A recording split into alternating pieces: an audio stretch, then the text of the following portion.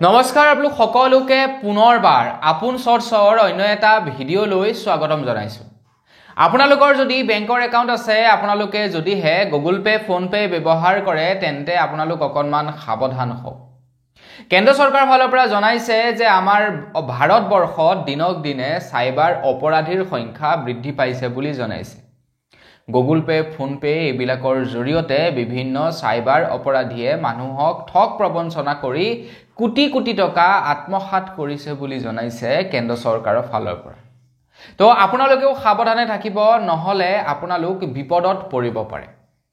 মই আজি আপোনালোকক এই ভিডিঅ'টোত জনাম যে কি কি প্ৰক্ৰিয়াৰ দ্বাৰা বৰ্তমান সময়ত সাইবাৰ অপৰাধীসকলে ঠগ প্ৰবঞ্চনা কৰি আছে, তাৰ ওপৰত আপোনালোকক আজিৰ এই ভিডিঅ'টোত জনাম। তো ভিডিঅ'টো প্ৰথমৰ পৰা শেষলৈকে চাই থাকিব। মই শ্ৰী পাঞ্জল গগৈ, আপোনালোকে চাই আছে আপোন চৰ্চ। আহক আৰম্ভ কৰোঁ আজিৰ ভিডিঅ'। আগবাইছোঁ খবৰটোৰ ফালে। কেন্দ্ৰ চৰকাৰৰ এটা ৰিপৰ্টত জনাইছে যে বিগত 6 মাহত UPIৰ মাধ্যমত মানে গুগল পে, ফোন পেৰ মাধ্যমত প্ৰায় 485 কোটি টকাৰ আত্মসাৎ কৰিছে সাইবাৰ অপৰাধীসকলে। 485 কোটি টকাৰ আত্মসাৎ কৰিছে সাইবাৰ অপৰাধীসকলে গুগল পে, ফোন পে এইবিলাকৰ জৰিয়তে। আপোনালোকে গুগল পে, ফোন পে ব্যৱহাৰ কৰে নে নকৰে সেইটো কমেণ্ট এটা কৰি জনাব। তাৰ পাছতে আকৌ খবৰ ওলাইছে যে বিগত 9 মাহত প্ৰায় 11,333 কোটি টকাৰ সৰ্বমুঠ লুণ্ঠন হৈছে বুলি জনাইছে। তাৰে ভিতৰত ট্ৰেডিং স্কেমৰ জৰিয়তে 4,636 কোটি টকা আৰু ডিজিটেল এৰেষ্টৰ জৰিয়তে 1,616 কোটি টকাৰ প্ৰবঞ্চনা কৰিছে বুলি জনাইছে। এয়া বিগত 9 মাহৰ ৰিপৰ্ট।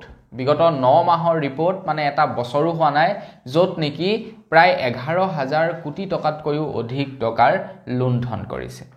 এতিয়া আপোনালোকে হয়তো ট্ৰেডিং কেলেংকাৰী বা ট্ৰেডিং স্কেমৰ কথা নিশ্চয় জানে, কেনেকৈ ট্ৰেডিং স্কেম কৰে।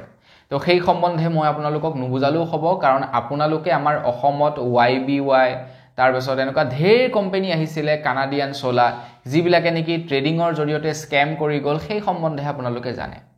সেই সম্বন্ধে আপোনালোকক মই আজি নকওঁ বাৰু, কিন্তু আপোনালোকক আজি ক'ব বিচাৰিছোঁ যে কেনেকৈনো সাইবাৰ অপৰাধীসকলে বাকী কেইটা পদ্ধতিৰ জৰিয়তে ইমানখিনি শ কোটি টকা ধ্বংস কৰি নিছে।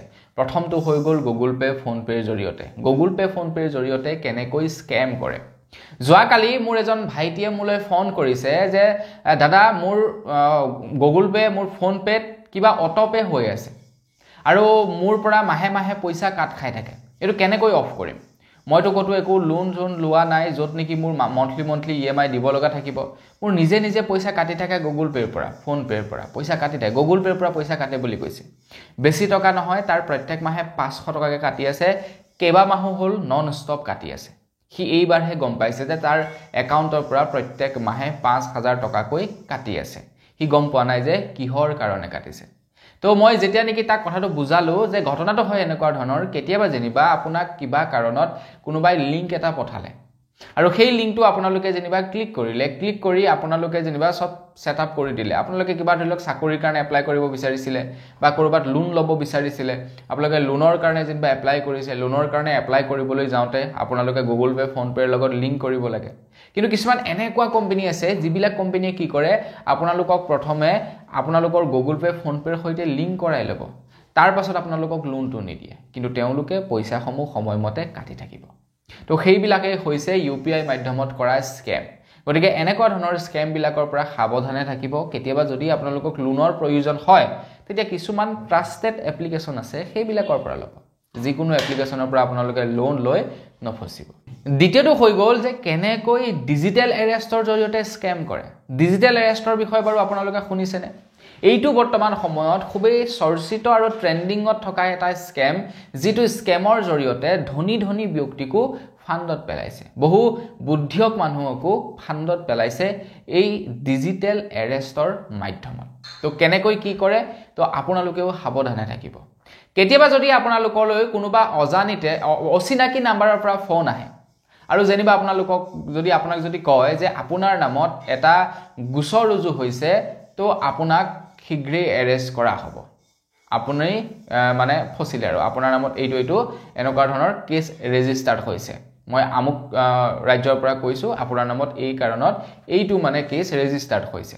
বা আপোনালোকলৈ ধৰি লওক পঠালে PDF ফাইল কিবা পঠালে কেছ ৰেজিষ্টাৰ্ড বহি পঠালে তো আপোনালোকটো ভয় খাই যাব যে মই আকৌ মোৰ ওপৰত কিয় কেছ দিলে তেনেকুৱা ধৰণৰ হ'ব তেতিয়া সেই ব্যক্তিজনে কয় যে ঠিক আছে আপোনাৰ নামত কেছটো মই ডিসমিস কৰি দিম যদি আপুনি প্ৰকৃততে সেই ব্যক্তিজন নহয় তেন্তে আমাক কি কৰক আপুনি টকা 50,000 দি দিয়ক এটা কিছুমান এনেকুৱা মানুহ আছে যিবিলাকে কি কৰে এৰেষ্ট হোৱাতকৈ টকা 50,000 দি এৰেষ্ট নোহোৱাটো বেছি ভাল বুলি ভাবে কাৰণ তেওঁলোকৰ আত্মসন্মানৰ কথা আছে আৰু পইচা দি দিয়ে সেইটোৱে হৈ গ'ল ডিজিটেল এৰেষ্টৰ এটা বৃহৎ স্কেম তো সেই স্কেমৰ জৰিয়তেও কি কৰে বহু কোটি টকাৰ লুটি লৈ আছে বৰ্তমান সময়ত গতিকে বন্ধু বান্ধৱীসকল আপোনালোকেও সাৱধানে থাকিব ট্ৰেডিং কেলেংকাৰীৰ বিষয়টো আপোনালোকে জানি আপোনালোকক নুবুজালো হ'ব ট্ৰেডিং কেলেংকাৰীটো কেনেকৈ কৰে ট্ৰেডিং স্কেমটো কেনেকৈ কৰে কিন্তু ডিজিটেল স্কেমটো নতুনকৈ ওলাইছে তাৰ পৰা সাৱধান থাকিব আৰু গুগল পে ফোন পেৰ জৰিয়তে কৰা স্কেম বিলাকৰ পৰা সাৱধান থাকিব এটা কথা মনত ৰাখিব কোনোবাই যদি আপোনাক পইচা কেতিয়াবা দিব বিচাৰে তো তাৰ বাবে কিন্তু আপুনি কেতিয়াও কোনো ধৰণৰ QR কোড স্ক্যান কৰাৰ প্ৰয়োজন নাই মই আপোনাক পইচা দিম মইহে আপোনাৰ QR কোডটো স্ক্যান কৰিম আপুনি মোৰ QR কোডটো স্ক্যান কৰাৰ দৰকাৰ নাই মই যদি আপোনাক পইচা দিব বিচাৰো আৰু জতে ততে লাগি থকা যি কোনো ধৰণৰ QR কোড অবিলাক আপোনালোকে স্ক্যান কিন্তু কেতিয়াও নকৰিব নহলে সেই মোৰ ভাইটিজনৰ নিচিনা আপোনালোকৰ লগতো হ'ব পাৰে তো বন্ধু বান্ধৱীসকল বস আজিৰ ভিডিঅ জনাবলগীয়া সৰু এটা ইনফৰমেশন ইমানে আছিল জানি কেনেকুৱা লাগিলে কমেন্ট কৰি জনাব যদি ভাল লাগিলে লাইক এটা কৰিব চেনেল যদি সাবস্ক্ৰাইব কৰা নাই সাবস্ক্ৰাইবটো কৰি লব পুনৰ এটা ভিডিঅ লগ কৰাৰ খালি বিদায় মাগিছো ধন্যবাদ জয়